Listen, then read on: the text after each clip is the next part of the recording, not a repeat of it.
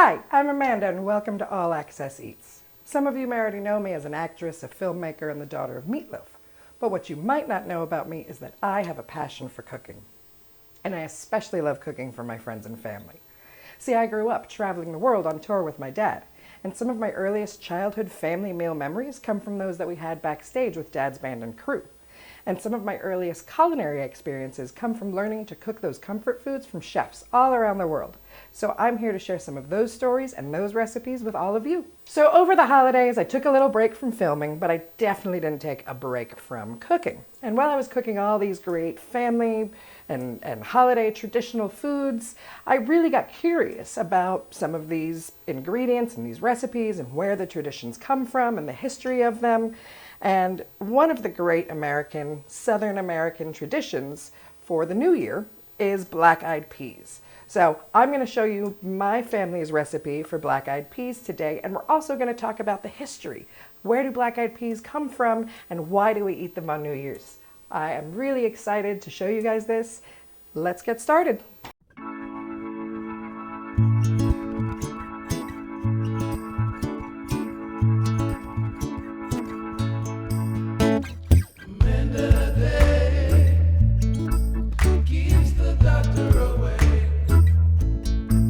So I did say my family's recipe, and I should correct myself because this is actually my recipe. Traditionally, black-eyed peas are going to be cooked with a ham hock, which is actually the knuckle of the pig, and it has a lot of great flavor, especially a smoked ham hock, but for me, it's just a lot of fat and a lot of gelatin, and I don't like the texture it gives my black-eyed peas. So instead, what I like to use is about half a pound of bacon. So we're going to put that into our pan. And also about 2 cups of smoked pork sausage. So this is going to give it all that nice pork meaty flavor, but not as much fat. A lot of good smokiness, all that stuff.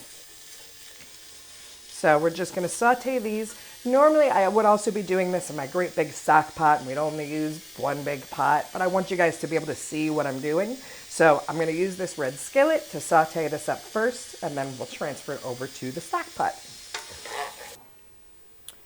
So these here are my raw black-eyed peas. I bought them dried in bulk and then soaked them in water overnight. When I put them in the bowl, I actually there was about 3 to 4 inches of water covering them. And then as they soak overnight, they double in size, and you can see here that now there's only just a little bit of water covering them. But let's talk a little bit about the history of black-eyed peas, and it is a bit of a dark history. So black-eyed peas were actually originated, cultivated, and domesticated in West Africa for thousands and thousands of years. When European slave trade captured West Africans, they brought with them black-eyed peas on the slave ships as their only form of nourishment, food. And when they were brought to America, as property of plantation farmers, they planted black-eyed peas on the edge of their crop fields as food for both slaves and cattle. So that is the history of how they got to America. But while we cook this, we're going to talk about why these are now celebrated and why they've become a tradition on New Year's Eve. So here it is, my bacon and my smoked sausage, and they're nice and cooked and crispy on the edges. And we're going to put this into the pot. Now, the tradition of black-eyed peas, all of the ingredients actually have a meaning to them. And the pork that we're putting in signifies progress, signifies moving forward, because apparently pigs don't move backwards. This is something I read. Whether or not pigs move backwards, I do not know. But that is what I was told. So this is our progress, our forward momentum going into our New Year's pot. And I'm keeping this pork fat in the bottom of my pan because we are going to keep using it. So now we're going to put this aside. Next up are my 1 onion diced. And now some people will tell you to use celery in your black-eyed peas, some recipes. I prefer green pepper. Green pepper is traditional in Creole cooking, which is a little bit different than normal soul food, but I like the flavor of that green pepper onion mixture for this dish more so than celery. So I've got one onion diced, one green pepper diced. They're sauteing in our bacon and sausage fat. I'm going to add a pinch of salt, help season that. And then I'm going to keep cooking these down until they get soft.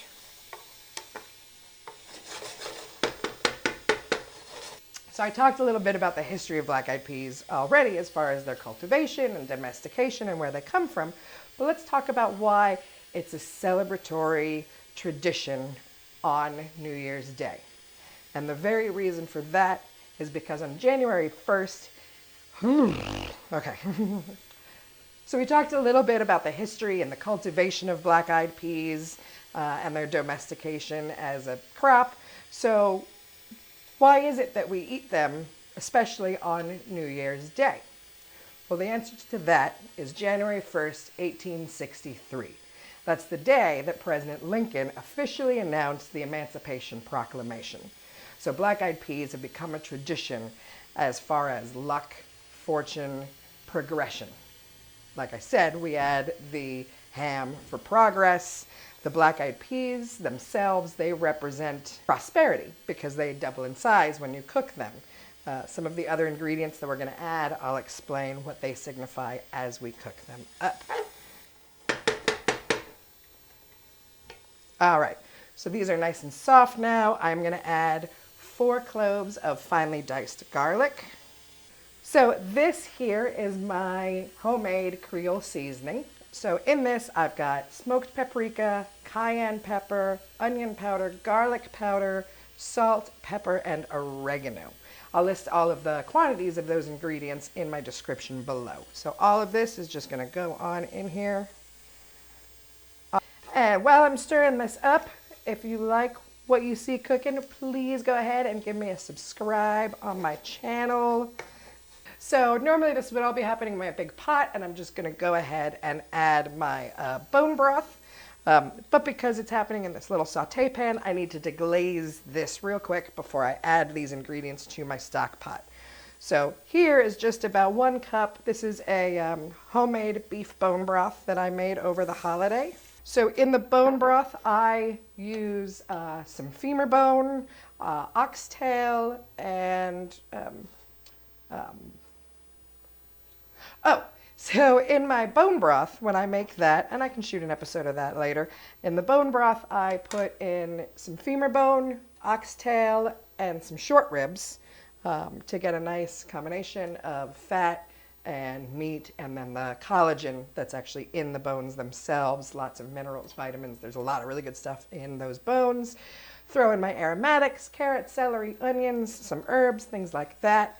And then it literally boils or simmers overnight for about 18 hours.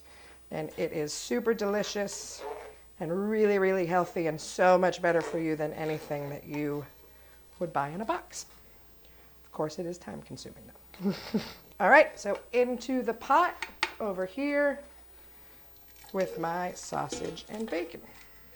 I'm going to clean up a little bit and we'll move on. So now I have my aromatic sauteed vegetables. We've got the pork in there. Next up is 8 cups of our bone broth. We're going to go in.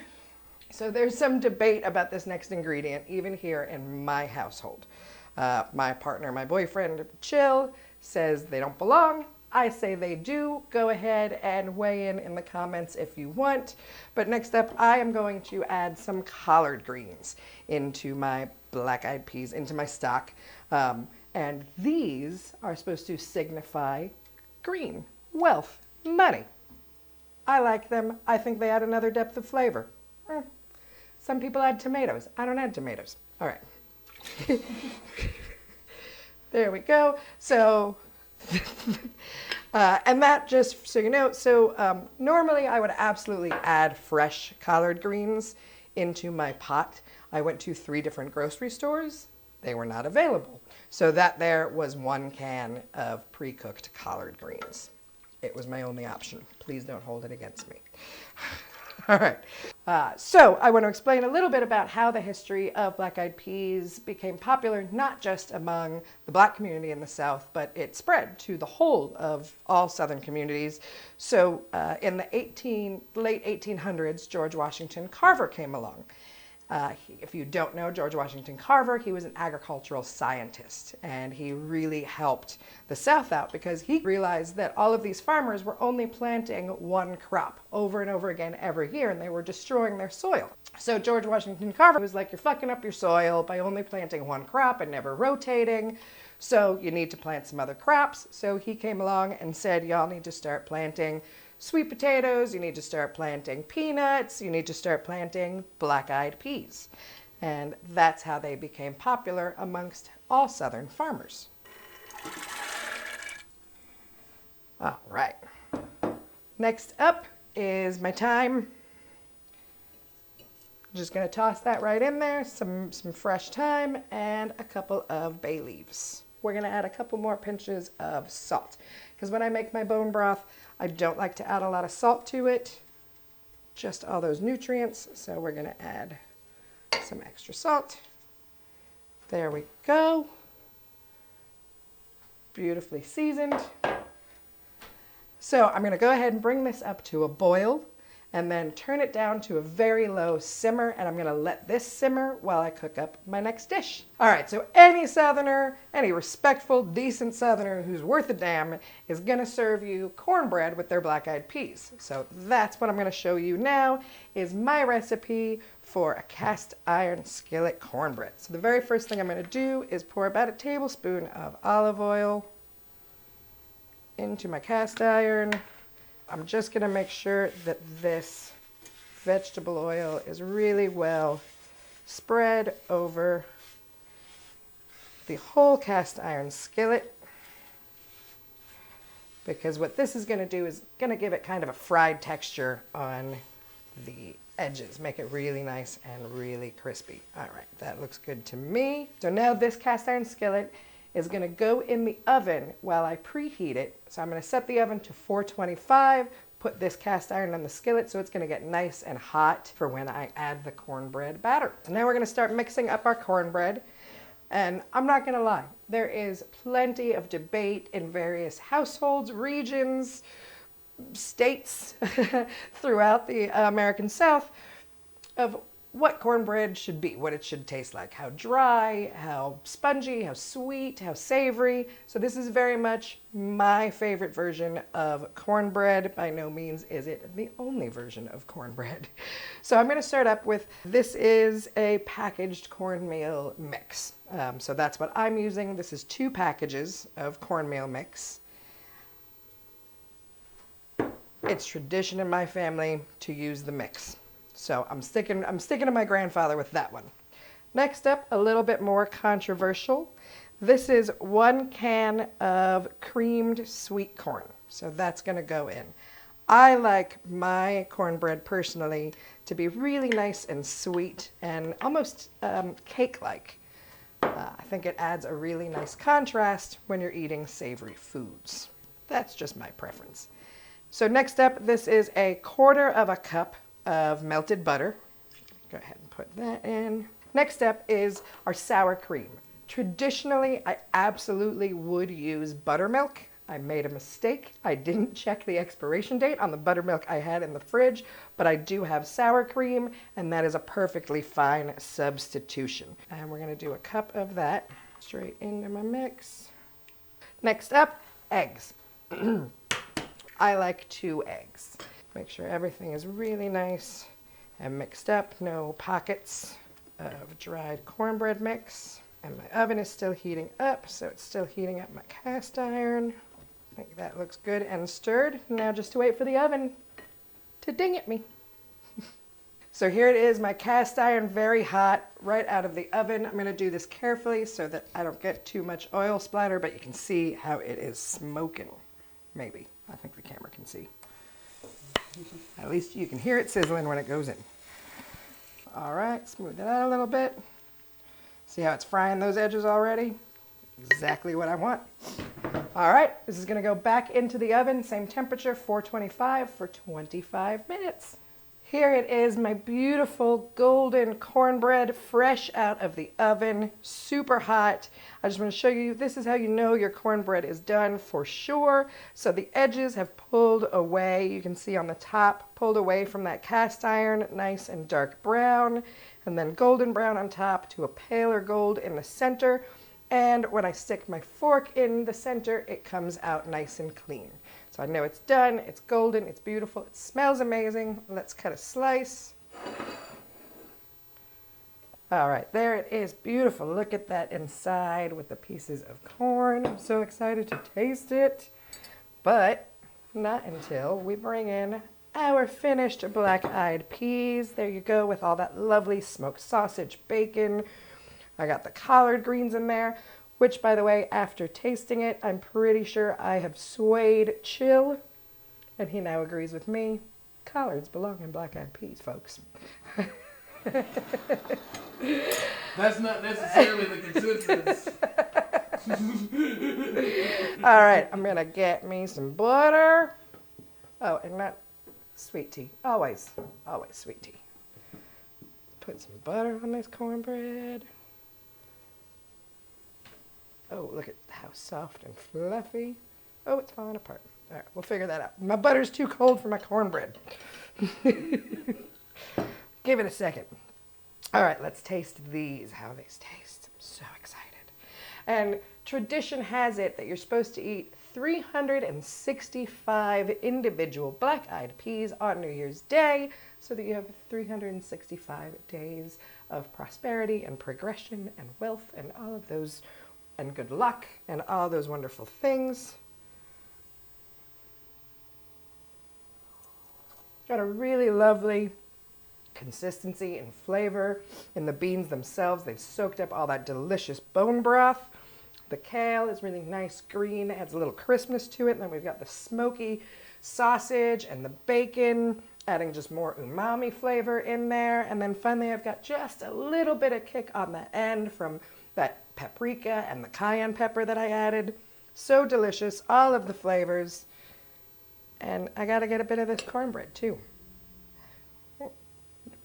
Never mind the butter, it's fine. There's plenty of butter in the cornbread, right? Mmm.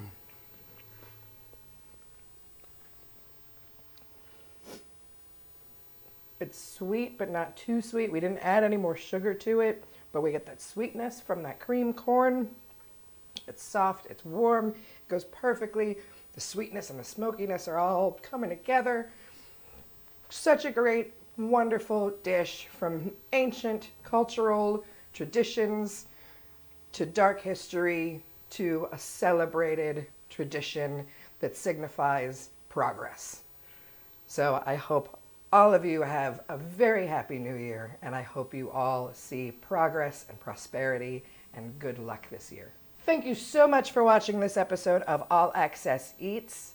If you like my... Thank you so much for watching this episode of All Access Eats.